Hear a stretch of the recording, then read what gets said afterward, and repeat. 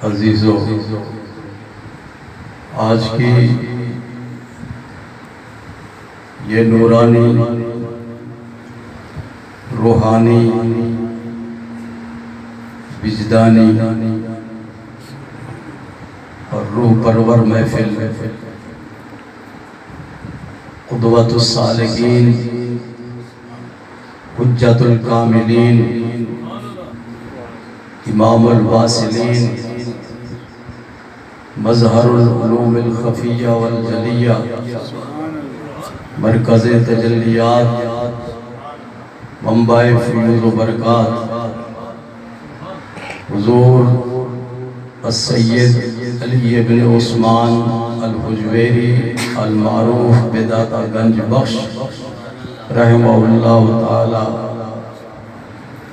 अन्हो की याद में मुनाकिद है। सुभान अल्लाह। आपका ताल्लुक अफ़गानिस्तान के शहर गज़नी से है।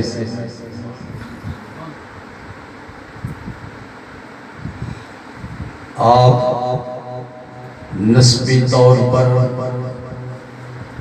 हसनी सैयद हैं।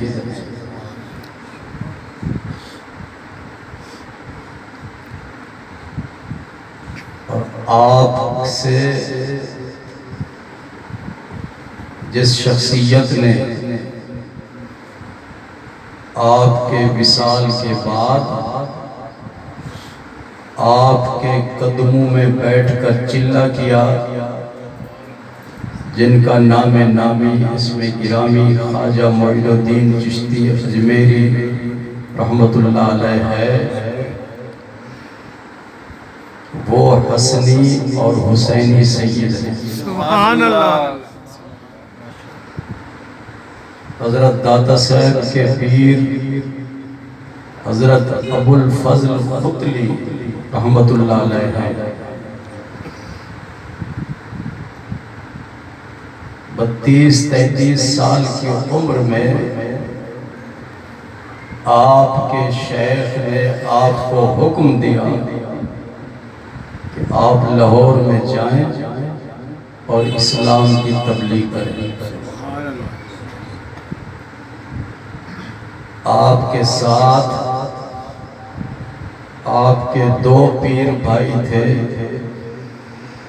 एक का नाम अबू सईद हुजवेरी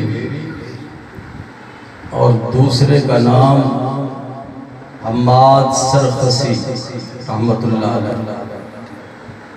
इन दोनों के मज़ार कब्रें दादा साहब की कब्र शरीफ के दाएं बाएं।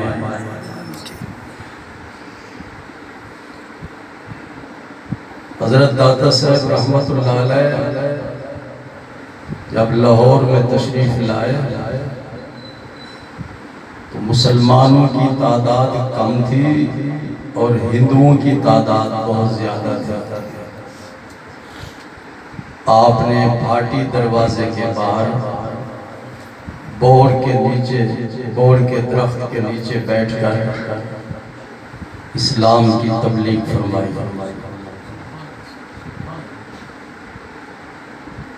जहाँ चश्मा है इसके साथ दरियाए रावी गुजरता था। यहाँ पे बड़ा टीला था, टीले पे आप तशरीफ फरमा हुए और टीले के नीचे से दरियाए रावी जारी होता था। आप टीले से उतर के दरिया के पानी से वुज़ू फरमाते थे। हज़रत दाता साहब रहमतुल्लाह अलैह वलीउल्लाह, कौन है वलीउल्लाह? आपका ताल्लुक उस जमात से है जिनका जिक्र अल्लाह तबारक व तआला ने कुरान मजीद के 11वें पारे में फरमाया, अला इन्ना औलिया अल्लाह ला खौफुन अलैहिम वला हुम यहज़नून।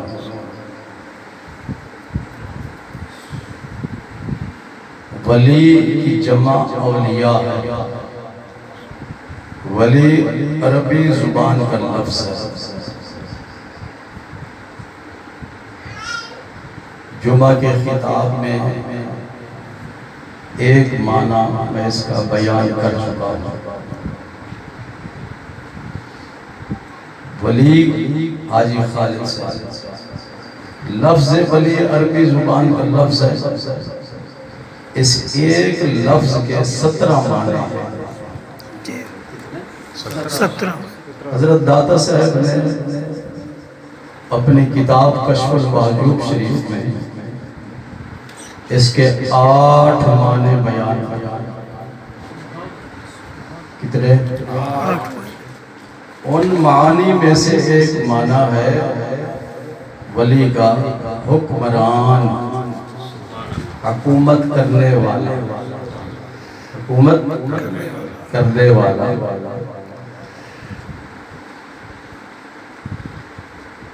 दुनिया के हुकूमती निज़ाम को चलाने के लिए सदर, वज़ीर आज़म, वज़रा, गवर्नर, वज़ीर आला, पुलिस, फौज वगैरह वगैरह, ये दुनिया के ज़ाहिरी निज़ाम को चलाते हैं। और हर एक के पास जितना इख्तियार होता है उतना ही वो इख्तियार इस्तेमाल करके हुकूमत कर रहा होता है। लियाकत साहब नींद आ रही है?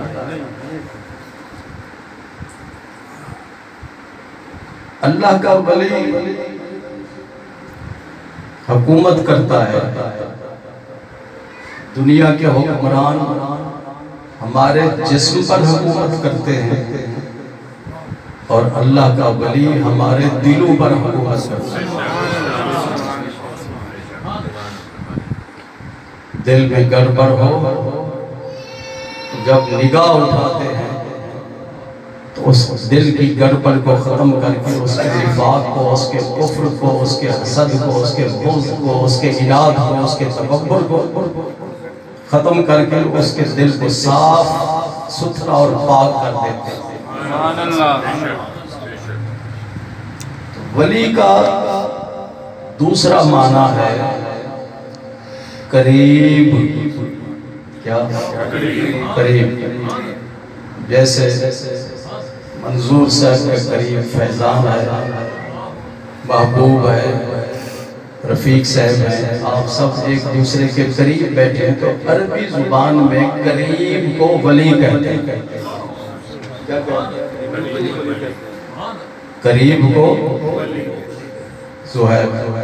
समझ रहे हैं? तो वलीउल्लाह का माना क्या है? आतिफ, अल्लाह के करीब, अल्लाह के इस नेक बंदे को अल्लाह का कुर्ब हासिल होता है, वो अल्लाह के नजदीक होता है। अल्लाह के नजदीक होता है। कैसे नजदीक होता है?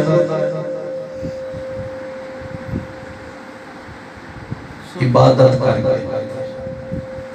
अल्लाह की इताअत और फर्मा बरदारी करके, अल्लाह के रसूल की इताअत और फर्मा बरदारी करके वो अल्लाह के नजदीक होता है।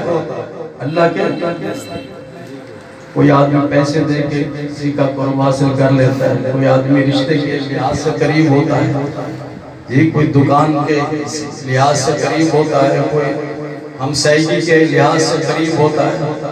अल्लाह का वली कुर्ब हासिल करता है अल्लाह की इताअत, अल्लाह के रसूल की इताअत और इत्तिबा से अल्लाह का कुर्ब हासिल करता है, उसके अल्लाह के नजदीक हो जाता है। जैसा कि हदीस पाक में है, हदीस है, इस हदीस को हदीस कुदसी कहते हैं। हुजूर सल्लल्लाहु अलैहि वसल्लम इरशाद फरमाते हैं, अल्लाह इरशाद फरमाता है, बंदाए मोमिन फर्ज अदा करने से भी मेरे करीब हो जाता है, और जब नवाफिल अदा करता है, नवाफिल फर्ज के अलावा जो ज़ैद होते हैं ना उनको नफल कहते हैं, जब नवाफिल अदा करता है तो अल्लाह ताला इरशाद फरमाता है, अल्लाह नकल करने वाले हुजूर सल्लल्लाहु अलैहि वसल्लम कि अल्लाह इरशाद फरमाता है, बंदा मोमिन नवाफिल अदा करके मेरे करीब हो जाता है, मेरे अल्लाह के कई नेक बंदे ऐसे हैं जो सारी रात नवाफिल अदा करते रहते हैं, और कई लोग ऐसे होते हैं जो सिर्फ 200 नवाफिल अदा करते हैं, कोई 500 नवाफिल अदा करता है, कोई 1000 नफल अदा करता है। तो हजरत हुजूर सल्लल्लाहु अलैहि वसल्लम ने इरशाद फरमाया, बंदा मोमिन नवाफिल अदा करके मेरे करीब हो जाता है, जब वो मेरे करीब आ जाता है तो फिर मैं उसकी आंख बन जाता हूँ कि आंख से देखता है। इसका मतलब ये है कि इंसान जब देखता है तो इंसानी ताकत से देखता है, इंसानी ताकत से सुनता है, इंसानी ताकत से बोलता है, इंसानी ताकत से पकड़ता है, इंसानी ताकत से चलता है। लेकिन जब वो रब के करीब हो जाता है तो उसकी अपनी सारी कुव्वतें ताकतें इंसानी खत्म हो जाती हैं। अब वो देखता है तो रब की ताकत से देखता है, सुनता है तो रब की ताकत से सुनता है, पकड़ता है तो रब की ताकत से पकड़ता है, चलता है तो रब की ताकत से पकड़ता है, बोलता है तो रब की ताकत से बोलता है। जमीन पर बैठा होता है और उसकी निगाह लौह महफूज में होती है। ये लौह महफूज 7 आसमानों से ऊपर है, 7 आसमानों से ऊपर है। पहला आसमान, दूसरा, तीसरा, चौथा, पांचवा, छठा, सातवां, 7 आसमानों से ऊपर लौह महफूज है। लौह कहते हैं तख्ती को, महफूज कहते हैं वो तख्ती जिसमें क़यामत तक आने वाली तमाम चीजें महफूज हैं। वला रत्बिन वला याबिसिन इल्ला फी किताबिन मुबीन, हर खुश्क चीज और हर तर चीज अल्लाह ने उस तख्ती के अंदर लिख दी है, तख्ती के अंदर लिख दी है। कैसे लिखी है ये भी हदीस है।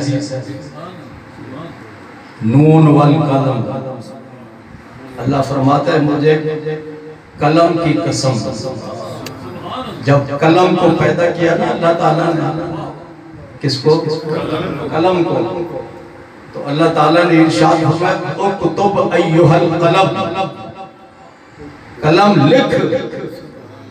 क्या कहा? कलम लिख, कलम तू लिख, लौह महफूज में लिख। अब कलम ने ये नहीं कहा कि आप लिखवाते जाए मैं लिखती जाऊंगा। जिस तरह के बड़ा अफसर स्टैंडो को कहता है कि जी मैं बोलता जाऊं और तुम, ऐसा है ना। तो अल्लाह ताला ने जब इरशाद फरमाया ना रशीद कलम को, उक्तुब अय्युहल कलम, कलम लिख, उसने ये नहीं कहा लिखवाएं मैं लिखती जाऊं। जब अल्लाह ने फरमाया लिख तो उसने कहा माज़ा अक्तुब,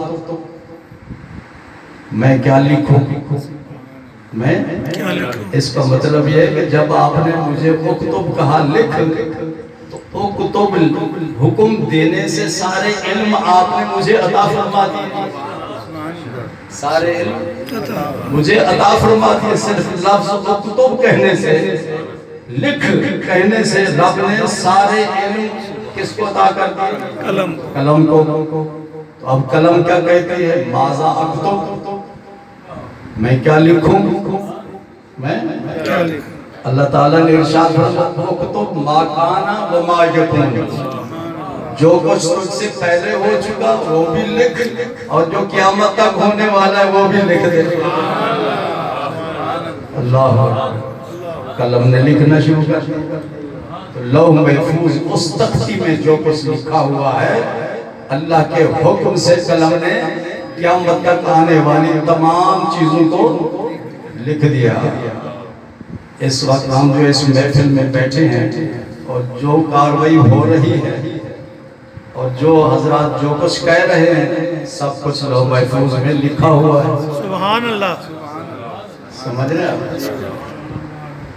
तो अल्लाह का वली पीर रूमी कहते हैं लौह महफूज़ पेश औलिया वर्ज महफूज़ खता, कि जो कुछ लौह महफूज में लिखा हुआ है अल्लाह के वली की निगाह में हर वक्त वो रहता है कि क्या लिखा हुआ है। समझ रहे हैं? आपने कई बार सुना कि हजरत मुल्तान में एक वलीउल्लाह है, उनका नाम है हजरत शाह रुकन आलम, उनका मज़ार किले पर है और उनके दादा हैं हजरत बहाउद्दीन ज़करिया रहमतुल्लाह, उनका मज़ार भी किले पर है, मुल्तान के किले पर बड़े बड़े मज़ार हैं। तो हजरत बहाउद्दीन ज़करिया रहमतुल्लाह अलैह की खिदमत में एक खातून हाजिर हुई, अर्ज करती है काफ़ी अरसा हो गया है, शादी हो चुकी है, औलाद नहीं, दुआ फरमाए। तो हजरत बहाउद्दीन ज़करिया रहमतुल्लाह अलैह ने चौधरी जी ऊपर देखा, देखने के बाद इरशाद फरमाया तेरे मुकद्दर और तेरे नसीब में औलाद नहीं है, तेरे मुकद्दर और तेरे नसीब में औलाद नहीं है। वो बेचारी रोती हुई बाहर गई तो बाहर बच्चे खेल रहे थे, तो एक बच्चे ने आगे बढ़कर उस खातून से पूछा आप क्यों रो रही हैं? उस बूढ़ी ने कहा कि मैं हजरत की खिदमत में हाजिर हुई थी कि आप दुआ करें कि अल्लाह ताला मुझे औलाद अता फरमाए। तो आपने मुझे मायूस कर दिया, फरमाया कि तेरे मुकद्दर में औलाद नहीं है। तो हजरत शाहरुख ने आलम वो जो बच्चे थे उन्होंने फरमाया फिर जाके अर्ज करो, फिर जाके अर्ज करो। तो उसने कहा कि फिर वो यही जवाब देंगे कि तेरे मुकद्दर में औलाद नहीं। आपने फरमाया जब वो ये कहें तेरे मुकद्दर में औलाद नहीं तो मैं तुझे जवाब सिखाता हूँ, तो अर्ज कर देना हजरत अगर मेरे मुकद्दर में औलाद होती तो मैं अल्लाह के वली के पास क्यों आती? निगाह वली में वो तासीर देखी, बदलती हजारों की तकदीर देखी, यहाँ तो तकदीरें बदल जाती हैं। तो हजरत ने जब ये इरशाद फरमाया तो वो हाजिर हुई दोबारा, अर्ज करते हुजूर दुआ फरमाया अल्लाह ताला मुझे औलाद अता फरमाए। तो आपने इरशाद फरमाया मैंने तुझे बताया नहीं था कि तेरे मुकद्दर में औलाद नहीं। अर्ज करते हुजूर अगर मेरे मुकद्दर में औलाद होती तो मैं वली के दरवाजे पे क्यों आती? जब उसने ये कहा तो हजरत वजद में आए, आपने इरशाद फरमाया अच्छा तुम हमारी विलायत को चैलेंज कर रहे? यक दादा मैंने तुझे एक बेटा दिया, दो दादा मैंने तुझे दो बेटे दिए, सह दादा मैंने तुझे 3 बेटे दिए, 4 दादा मैंने 4 बेटे दिए, 5 दादा मैंने 5 बेटे दिए, 6 दादा मैंने 6 बेटे दिए जी, 7 दादम 7 बेटे दिए, 8 दादम 8 बेटे दिए, 9 दादम 9 बेटे दिए, 10 दादम 10 बेटे दिए। अर्ज करते हजरत बस काफी है जी। फिर आप इरशाद फरमाते हैं अभी छोटा है बातें बड़ी करता है, अभी छोटा है बातें बड़ी करता है। तो हजरत गौस बाउला ज़करिया मुल्तानी रहमतुल्लाह अलैह आप रूहानियत के मकामे कुन पर फाइज थे। मकामे कुरान कहता है ना इज़ा अरादा शैअन अन यक़ूल लहू कुन फयकून, जब अल्लाह तबारक व तआला चाहता है किसी चीज को पैदा करे, पैदा करने का इरादा करता है तो कहता है कुन हो जा, वो फौरन हो जाता है। हम मकान बनाने का इरादा करें तो क्या करते हैं? पहले प्लाट का इंतजाम करते हैं, प्लाट का इंतजाम करने के बाद फिर नक्शे वाले को कहते हैं नक्शा बनाओ। जब नक्शा बन जाता है फिर मटीरियल इकट्ठा करते हैं। जब मटीरियल इकट्ठा हो जाता है फिर मिस्त्री को बुलाते हैं, फिर मजदूर आ जाते हैं, वो मकान बनना शुरू हो जाता है। तो हम मकान बनाने का इरादा करते हैं तो उसके लिए पहले मटीरियल वगैरह काफी टाइम लग जाता है। उसके तैयारी में अल्लाह ताला के लिए तैयारी की जरूरत नहीं होती। जब वो चाहता है कि किसी चीज को पैदा करे तो कहता है कौन हो जाओ, तो वो हो जाती है। तो हजरत बहाउद्दीन ज़करिया मुल्तानी रहमतुल्लाह अलैह ने तो यही फरमाया, यकदाता मैंने तुझे एक दिया। इफ्तिखार से ये नहीं फरमाया मैंने तुझे अल्लाह से लेकर दिया, अल्लाह से ये नहीं फरमाया, बल्कि इरशाद फरमाया मैंने तुझे एक बेटा दिया, मैंने तुझे 2 बेटे दिए, मैंने तुझे 3 बेटे दिए, मैंने तुझे 4 बेटे दिए। तो मालूम ये हुआ अल्लाह के वली की तरफ अगर देने की निस्बत की जाए तो ये हकीकत नहीं होता, ये मजाज होता है। भी अल्लाह ने ये ताकत दी है। हम बोलते हैं तो अल्लाह की ताकत से बोलते हैं, पकड़ते हैं तो अल्लाह की ताकत से पकड़ते हैं, चलते हैं तो अल्लाह की ताकत से चलते हैं, खाते हैं तो अल्लाह की ताकत से खाते हैं। ये नहीं बार वली का माना है अल्लाह के करीब, अल्लाह के नजदीक। जब वो अल्लाह के नजदीक हो जाता है फिर वो अल्लाह तबारक व तआला के उनका तर्जुमान हो जाता है। उसकी जुबान से जो निकलता है, तुम्हारे मुंह से जो निकली वो बात हो के रही। हुजूर सल्लल्लाहु अलैहि वसल्लम ने इरशाद फरमाया दाएं हाथ से खाया करो, दाएं हाथ से पियो और दाएं हाथ से खाओ, दाएं हाथ में बरकत है। आजकल फैशन निकला हुआ है, बड़े बड़े लोग, ये वजीर वगैरह, ये बड़े बड़े उर्दू के जो लोग अमीर लोग बाएं हाथ से गिलास पकड़ेंगे, बाएं हाथ से बोतल पिएंगे, बाएं हाथ से सारे काम करते हैं। हालांकि दाएं हाथ भी काम करता है, ये नहीं करता।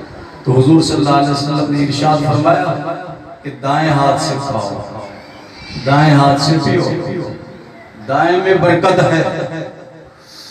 एक आदमी को आपने देखा कि वो बाएं हाथ से खा रहा था, बाएं हाथ से पी रहा था, तो आपने इरशाद फरमाया कुल भी यमीनिक, दाएं हाथ से खाओ। क्या फरमाया? कुल दाएं हाथ से खाओ। उसने कहा मेरा दायां हाथ काम नहीं करता, दायां हाथ काम नहीं करता। तो आपने इरशाद फरमाया याद रखो कुन कज़ालिक, कुन, चलो इसी तरह ही हो जाए। उसका दायां हाथ शल होगा, दायां हाथ तुम्हारे मुंह से जो निकली वो बात हो के रही। सरकार मदीना सल्लल्लाहु अलैहि वसल्लम की जुबान से जब कुन का लफ्ज़ इस्तेमाल हुआ तो उसका हाथ शल हो गया। अगर खाने में बरकत चाहते हो जी, पीने में बरकत चाहते हो, किसी काम में भी बरकत चाहते हो तो फिर दायां हाथ इस्तेमाल करो, दायां हाथ इस्तेमाल करो। फैशन परस्त ना बनो, खुदा परस्त बनो। हजरत दाता साहब रहमतुल्लाह अलैह की जो किताब है कश्फुल महजूब शरीफ, दाता साहब जब तक दुनिया में मौजूद रहे तो आप लोगों को फैज़ अता करते रहे। फैज़, अगर कोई मुश्किल में मुब्तला होता तो उसकी मुश्किल कुशाई करते, अगर उसकी कोई हाजत होती तो हाजत रवाई करते, अगर उसको किसी मकसद में उलझन होती तो उसकी उलझन और रुकावट को दूर फरमा देते थे। आपका फैज़ 24 घंटे जारी था और जब विसाल फरमा गए तो अब भी आपका फैज़ जारी है। अब भी कोई भी आपके आस्थाने पे जाए तो खाली नहीं लौटता। इसीलिए कहते हैं हजरत ख्वाजा मोइनुद्दीन चिश्ती अजमेरी रहमतुल्लाह अलैह 40 दिन दाता साहब के कदमों में चिल्ला किया और दाता साहब ने जब रूहानी फैज़ अता किया अपनी कब्र शरीफ से तो तो कहते हैं गंज बख्शे फैज़ आलम मज़हर नूरे खुदा ना के सारा पीर कामिल कामिलाना रहनुमा। यहाँ दाता साहब खजाना लुटा रहे हैं, 10-15 रुपए की बात नहीं है, खजाना दे रहे हैं। फैज़ आलम पूरी दुनिया में आपका फैज़ है, मज़हर नूरे खुदा। अल्लाह का नूर देखना हो तो दाता साहब के मज़ार पे हाजिर हो जाओ तो अल्लाह के नूर की ज़ियारत हो जाएगी। गंज बख्शी आपकी मशहूर हम पे कर करम, कर करम करवा करम दोनों जहां में रख शर्फ। हजरत दाता साहब रहमतुल्लाह अलैह की किताब कश्फुल मालूम आपकी जिंदा करामत है, जिंदा करामत है। हजरत निजामुद्दीन औलिया हजरत बाबा फरीदुद्दीन गंज शकर के खलीफे हैं। आप इरशाद फरमाते हैं कि अगर कोई शख्स अपने किसी भी मकसद में कामयाबी हासिल करना चाहता है, हम चाहते हैं ना हर एक कोई ना कोई मकसद होता है, फरमाते हैं अगर कोई आदमी अपने मकसद में कामयाबी हासिल करना चाहता है तो पहली कश्फुल मालूम शुरू से लेके आखिर तक पढ़े, शुरू से लेके आखिर तक कश्फुल मालूम शरीफ पढ़े तो हजरत निजामुद्दीन औलिया फरमाते हैं कि कश्फुल माजूब शरीफ की बरकत से अल्लाह ताला उसे उसके मकसद में कामयाबी अता करता है, मकसद में कामयाबी अता करता है। लोग वजीफे पढ़ते हैं ना जी हाजी साहब कि नहीं, कोई वजीफा पढ़ता है, कोई वजीफा पढ़ता है जी मैं अपने मकसद में कामयाब हो जाऊँ। तो दाता साहब का ये बड़ा वजीफा हमारे सामने, अगर किसी मकसद में कामयाबी हासिल करना चाहते हो तो दाता साहब से बैठ जाओ, तो दाता साहब की किताब कश्फुल माजूब शरीफ पढ़ो, शुरू से लेके आखिर तक। समझ आए या ना आए बस लफ्ज पढ़ते जाओ। कुरान शरीफ तो पढ़ते हैं ना, सुभान अल्लाह। तो कुरान शरीफ किसी को समझ आता है किसी को नहीं आता, लेकिन पढ़ना तो नहीं छोड़ते। अलहम्द से लेके वन्नास तक कुरान मजीद पढ़ो। इसी तरह अगर कोई शख्स बीमार है, क्या है बीमार है, तो उसके वो खुद सूरह रहमान पढ़े या उसके सामने सूरह रहमान पढ़ी जाए जी 3 टाइम सुबह दोपहर शाम, तो अल्लाह ताला सूरह रहमान की बरकत से उसको बोलो शिफा। तो सूरह रहमान पढ़ने वाले को पता है कि उसमें क्या लिखा होगा, उसका तो माना नहीं ना जानता, क्यों जी हाजी जहाँ से, लेकिन पढ़ाई तो नहीं छोड़नी। इसलिए कश्फुल माजूब शरीफ के बारे में हजरत निजामुद्दीन औलिया फरमाते हैं तो दाता साहब का फैज़ जब तक दुनिया में रहे फैज़ जारी था, और दुनिया के जाने के बाद 20 साल के बाद आपका फैज़ अब भी जारी है। और दूसरी बात ये ज़हन में रखें कि हमारे पास मेहमान आ जाए तो 1 दिन 2 दिन 3 दिन तक उसको खाना शाना खिलाएंगे, फिर तंग हो जाते हैं कि नहीं, ये तो हमारी जान नहीं छोड़ता, क्यों जी आज से। और दाता साहब की शान देखें, 24 घंटे लंगर चल रहा है, 24 घंटे लंगर चल रहा है। हमने लंगर पकवाना हो तो मुर्तज़ा साहब को कहते हैं कि लंगर पकवाओ, कि नहीं, दाता साहब तो नहीं कहते किसी को।